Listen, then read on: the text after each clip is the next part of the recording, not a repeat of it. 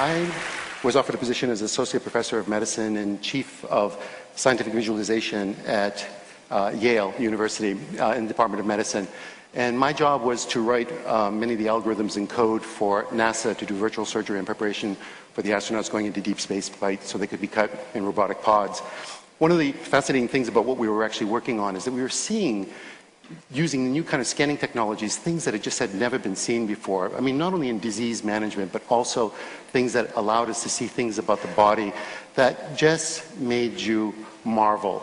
I remember one of the first times we were looking at collagen, and your entire body, everything, your hair, skin, bone, nails, everything is made of collagen. And it's a kind of a rope-like structure that twirls and swirls like this.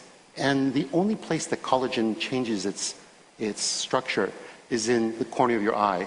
In your eye, it becomes a grid formation, and therefore it becomes transparent as opposed to opaque. So perfectly organized a structure, it was hard not to attribute divinity to it, because we kept on seeing this over and over and over again in different parts of the body. One of the opportunities I had was one person was working on a really interesting kind of micromagnetic resonance imaging machine with the NIH, and what we were going to do is scan a new project on the development of the fetus from conception to birth using these kinds of new technologies. So I wrote the algorithms in code, and he built the hardware. Paul Lauterbro then went on to win the Nobel Prize for inventing the MRI. I get the data, and I'm going to show you a sample of that piece from conception to birth.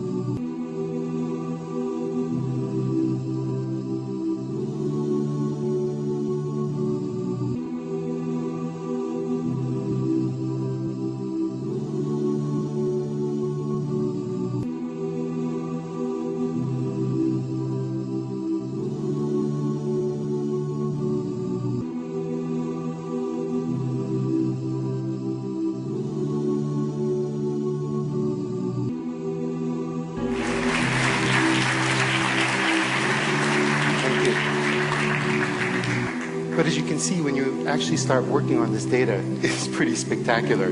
And as we kept on scanning more and more, working on this project, looking at these two simple cells that had this kind of unbelievable machinery that will become the magic of you. And as we kept on working on this data, looking at small clusters of the body, these little, pieces of tissue that were the trophoblast coming off of the blastocyst, all of a sudden burrowing itself into the side of the uterus, saying, I'm here to stay. All of a sudden having a conversation of communications, the estrogens, the progesterones, saying, I'm here to stay. Plant me, building this incredible trilinear fetus that becomes within 44 days something that you can recognize, and then at 9 weeks is really like a kind of a little human being. The marvel of this information, how do we actually have this biological mechanism inside our body to actually see this information? I'm going to show you something pretty unique. Here's a human heart at 25. It's just basically 2 strands. And like this magnificent origami, cells are developing at 1 million cells per second at 4 weeks as it's just folding on itself. Within 5 weeks, you can start to see the early atrium and the early ventricles.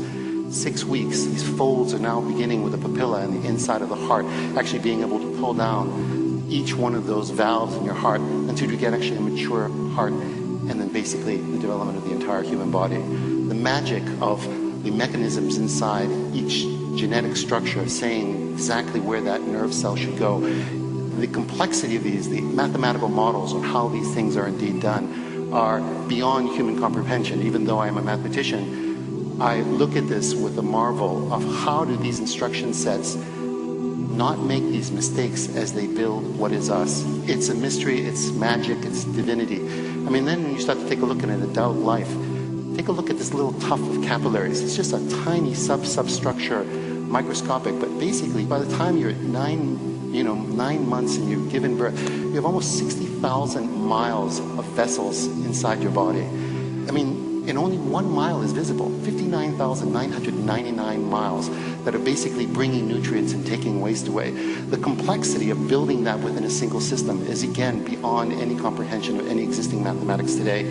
And that instruction set from the brain to every other part of the body. Look at the complexity of the folding. Where is this intelligence of knowing that a fold can actually hold more information? So as you actually watch the baby's brain grow, and this is one of the things that we're doing right now. We're actually doing a longitudinal studies of actually scanning babies' brains from the moment they're born every 6 months until they're 6 years old. We're going to be doing actually about 250 children, watching exactly how the jirai and the sukai of the brains fold to see how this magnificent development actually turns into memories and the marvel that is us. And it's not just our own existence, but how does the woman's body understand to have genetic structure that not only builds her own, but then has the understanding that allows her to become a walking immunological cardiovascular, system that basically is a mobile system that can actually treat this child with a kind of marvel that, is beyond, again, our comprehension, the magic that is existence, that is us.